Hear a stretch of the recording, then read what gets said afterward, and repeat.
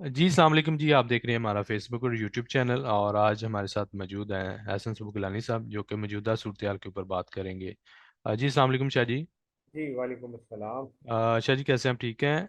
जी अल्लाह का शुक्र है भाई, आप बताइए। जी जी अल्हम्दुलिल्लाह। शाह जी, शाह महमूद कुरैशी साहब का बयान आया है जिसमें उन्होंने इलेक्शन के हवाले से बात की है, कानून के ऊपर अमल दरामद के हवाले से बात की, और IMF से जो कर्ज लिया उसके ऊपर उन्होंने बात की है। आप क्या कहेंगे इस हवाले से? जी भाई, बात यह है कि ये हुकूमत जो है ना, ये बस इसी किस्म के गैर ज़रूरी इक़दाम में मुलविस किए जा रही है। मैं तो मुलविस का लफ्ज़ इस्तेमाल कर रहा हूँ। कौम को ये सीधे रास्ते की तरफ नहीं लेके जा रही, ना सही सूरत हाल बता रही है। कुरैशी साहब बिल्कुल आज अदालत में पेश हुए इस्लामाबाद में, और उन्होंने यही बात की। उन्होंने कहा जी कि हम कानून के मुताबिक अमल कर रहे हैं, कानून के मुताबिक चल रहे हैं, और हर काम कानूनी लिहाज से करने को, यानी करने कर रहे हैं हम। ठीक है, उसमें उन्होंने इमरान का भी हवाला दिया कि जी पार्टी चीफ PTI वो भी अदालतों में पेश हो रहे हैं। मसला ये है कि ये लोग तो कर रहे हैं, लेकिन जो कुछ इनके खिलाफ मुकदमात किए दर्ज किए गए हैं, या वही एक साल के अंदर अंदर 145 मुकदमे और दहशतगर्दी के मुकदमे, ये सब ये इस सूरत हाल को बताते हैं कि ये गवर्नमेंट क्या करने जा रही है। ये किस तरीके से अपने मुखालफिन को, ये आज की बात नहीं है, ये पहले से चलता चला आ रहा है कि अपने मुखालफिन को कुचलने के, इनकी होती है कि कुचल के हुकूमत की जाए, ताकि कोई मुखालफत करने वाला ना रह जाए, और जिस तरीके से चाहते हैं ये लूट खसूट का बाजार गर्म रखें। बिल्कुल हम्म। कुरैशी साहब ने ऐसा ही कहा, ये भी अदालत में पेश हुए थे, और उसमें उन्होंने अपनी वजाहत की है कि जी हम क्या चाहते हैं और कैसे कर रहे हैं। दूसरी बात उन्होंने जो की थी IMF के हवाले से, देखिए आपके सामने ही है, 1.25 साल की कारकर्दगी इस गवर्नमेंट की। मान लेते हैं ये जो दावे करते थे कि जी हम नवाज शरीफ साहब के दौर में, जब 2013 से 18 तक हमारी GDP 5 पे गई थी, लेकिन यही गवर्नमेंट है जो इस बात को भी तस्लीम कर रही है कि पिछले 2021-22 की जो आपकी GDP ग्रोथ थी वो 6% थी। अगर आप ऐसी बात करते हैं तो मेरी आपको खुली दावत है कि आप भाई इंटरनेट पे जाइए, हर चीज वहां पे अवेलेबल है। अगर आप GDP ग्रोथ की बात करेंगे तो GDP ग्रोथ जो मिलिट्री रूल्स के तहत उस दौरान हुई है, वो इमरान खान के दौर में ही अचीव हुई थी। बहरहाल इस गवर्नमेंट ने, और मुझे तो बहुत हैरत होती है कि नवाज शहबाज शरीफ साहब जो है वजीर आजम, वो किस तरीके से कौम को लेकर जा रहे हैं, या किस तरीके से पैगामात दे रहे हैं कि लोग उस पे हंसते हैं, मजाक उड़ाते हैं। कि आप कह रहे हैं जी कि मुबारक हो कि ईद के दिन हमें कर्जा मिल गया। भाई कर्जा मिलने पे भी कोई मुबारकबाद दी जाती है? आपने कौन सा ऐसा स्टेप लिया 1.25 साल के अंदर जिससे इकोनॉमी स्टेबल हो? कुरैशी साहब ने भी यही कहा। उन्होंने कहा जी कि आपको ये 9 महीने के लिए ही है ना, अब 9 महीने के बाद फिर क्या करेंगे?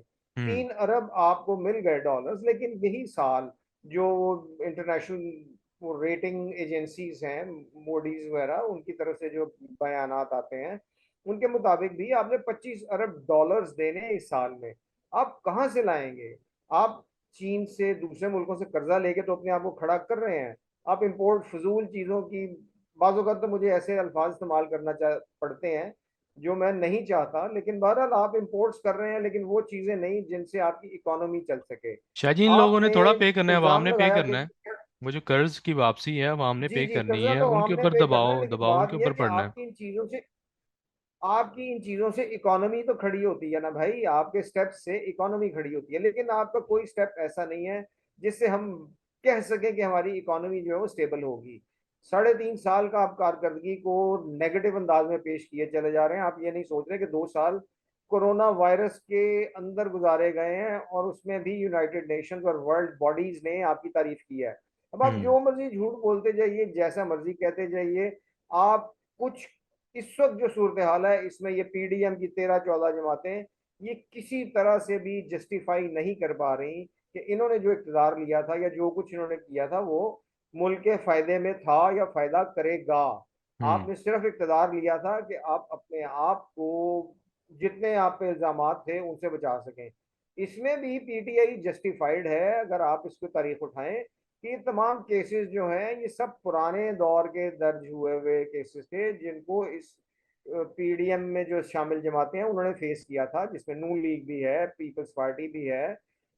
इन्होंने पीटीआई के दौर में कोई ऐसे केसेस नहीं दर्ज हुए जो इनको खराब करें। नैब आपका बनाया हुआ इदारा था, उसको चलाना आप जिस तरह से आप चाह रहे थे चला रहे थे। अब आप हर चीज का इल्जाम उसमें डाल के एक अच्छी भली एक ऑन ट्रैक आ गई थी आपकी इकोनॉमी, उसको आपने तबाह कर दिया। अब भी कुछ आपके सामने नहीं है। इसी तरह कुरैशी साहब ने जो बात की उससे आगे चलते हैं कि अब बात आती है इलेक्शंस की। देखिए अब ये गवर्नमेंट तो ढंढोरा पीट रही है, कभी नवाज शरीफ साहब की तरफ से आ रहा है, कभी पीडीएम की जमातों से, पीपल्स पार्टी ने कह दिया जी हम तैयार हैं इलेक्शंस करवाएं दिस एंड दैट। लेकिन बात यह है कि क्या वाकई आप इलेक्शंस करवाने को तैयार हैं? मुझे तो अभी सूरत हाल वो नजर नहीं आ रही। कोई ऐसी सूरत, कोई ऐसा पॉजिटिव स्टेप नहीं नजर आता। आपने इलेक्शन कमीशन ऑफ पाकिस्तान को और ज्यादा ऑटोनॉमी दे दी है। अब वो जब चाहें जो चाहें वो इलेक्शंस का ऐलान करेंगे। उनकी ही ये चंद दिन पहले का इलेक्शन कमीशन ऑफ पाकिस्तान की ही एक ऑफिशियल का बयान छपा था किसी न्यूज़पेपर में कि भाई आपका अभी तक सेंसस कंप्लीट नहीं हुआ। यानी सेंसस की रिपोर्ट जो आपने पॉपुलेशन सेंसस किया है, मर्दमशुमारी किया है, वो रिपोर्ट पूरी नहीं आई। जब तक रिपोर्ट पूरी नहीं आएगी, डिटरमिन नहीं होगा कि किस हल्के में लोगों की तादाद, वोटर्स की तादाद बढ़ी है कम हुई है, तब तक हम डिमार्केशंस नहीं कर सकते। फ्रेश ये जो आपकी कॉन्स्टिट्यूएंसीज हैं, हल्का बंदियां नहीं कर सकते। हल्का बंदियां होंगी, उसके बाद इलेक्टोरल रोल्स बनेंगे, क्या वोटर्स लिस्ट बनेगी, उसके बाद जाएंगे। इसके लिए उन्होंने कहा जी कम से कम 6 माह लग सकते हैं, मींस दिसंबर। दिसंबर के बाद मार्च में आप कह लीजिए कि अगर ये सारा कुछ कंप्लीट करते हैं, मार्च या अप्रैल 2024 में इलेक्शंस की बात करते हैं।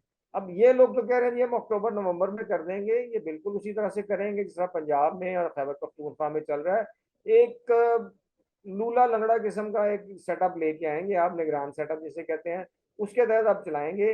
लेकिन उससे पहले आज एक और बात आपको मैं, मेरी कुछ दिन पहले एक प्रोग्राम मैंने देखा था, हमारे बहुत सीनियर एंकर हैं, बहुत सीनियर तज्जियाकार हैं, उनका था कि ये गवर्नमेंट जो है ये इलेक्शन से डर रही है, ये उस वक्त तक इलेक्शन नहीं करेगी जब तक डेमोलिशन एक्ट मुकम्मल नहीं होगा। यानी एक पार्टी को जब तक ये मुकम्मल तबाह नहीं कर लेंगे उस वक्त तक इलेक्शंस में नहीं जाएंगे। अब जो कुछ हो रहा है वो आपके सामने है, कभी किसी केस में कभी किसी केस में, दहशतगर्दी में। अब वही पीटीआई चीफ को इन्होंने, वो जो बलूचिस्तान में एक वकील के मर्डर हुआ था उसमें इनके नॉन बेलेबल अरेस्ट वारंट्स हैं और उसमें बेल देने को इन्होंने रिजेक्ट कर दिया है। ठीक है, इनको पकड़ा जाएगा। उसके बाद पीटीआई के ऊपर जिस तरीके से भी आप चला रहे हैं उस पर आप पाबंदी लगाएंगे। उसके बाद जी अच्छा, आप बात इलेक्शंस कर, के हवाले से, वकील के हवाले से आप बात कर रहे थे, जी वकील। इलेक्शंस के हवाले से, जी इलेक्शंस के हवाले से उनका कहना था कि इलेक्शंस जो हैं वो 2024 मार्च में, इलेक्शन कमीशन तैयार नहीं है, आपकी पार्टीज तैयार नहीं है। इसके बावजूद इनके तजिए से मुझे थोड़ा सा और इख्तलाफ ये आता है कि मुझे ये 2023 तो क्या 2024 में भी इलेक्शंस होता नजर नहीं आ रहा। अब मुल्क की सियासी सूरत हाल क्या होगी ये एनीबॉडीज गैस है। आप जैसे चाहें जिस तरह से चाहें आप ये कह सकते हैं कि जी ये मुल्क वैसे ही चलेगा, लेकिन इस मुल्क के ये खैर खाही नहीं कर रहे। ये आपका जो सियासी टोला है, ये जिस तरह से मैं पहले कहता आ रहा हूँ, ये सियासतदान नहीं है, ये अपने अपने ग्रुप के जो भी कह लीजिए उसके नुमाइंदा हैं, अपनी अपनी क्लास के नुमाइंदा हैं। इनको गरीब आदमी से कोई गरज नहीं है। पाकिस्तान के हाल पे इनकी जो नज़र है वो आपके सामने ही है। इनका सिर्फ एक ही मकसद है।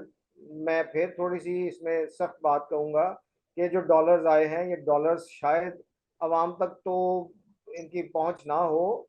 ये किसी ना किसी तरह से वही मनी लॉन्ड्रिंग जो होती चली आ रही है, क्योंकि ये लोग इस चीज़ के मास्टर हैं, इनको पता है किस तरीके से लॉन्ड्रिंग करना है। ये अवाम के ऊपर मजीद कर्जा बढ़ा के एंड रिजल्ट ये होगा कि अगर कोई और मूवमेंट चलती है से किसी भी तरफ से, मैं अभी वो उन फैक्टर्स का नाम नहीं लेना चाहता, कहीं से भी कोई मूव चलेगी तो एंड रिजल्ट ये होगा कि ये सारे के सारे, क्योंकि ड्यूअल नेशनल्स हैं, इन्होंने पाकिस्तान से बाहर भाग जाना है। आप मैं हमारी नस्लें भुगतेंगी। मेरी अल्लाह से दुआ है कि अल्लाह पाक कोई, चलिए ये जैसे भी हैं इस वक्त हुक्मरान बन के बैठे हुए हैं, इनके दिल में कोई रहमत डाल दे और ये इस मुल्क के लिए कुछ सोचें, अवाम के लिए सोचें। मुल्क खड़ा होगा, इकोनॉमी खड़ी होगी तो कुछ चलेगा ना भाई।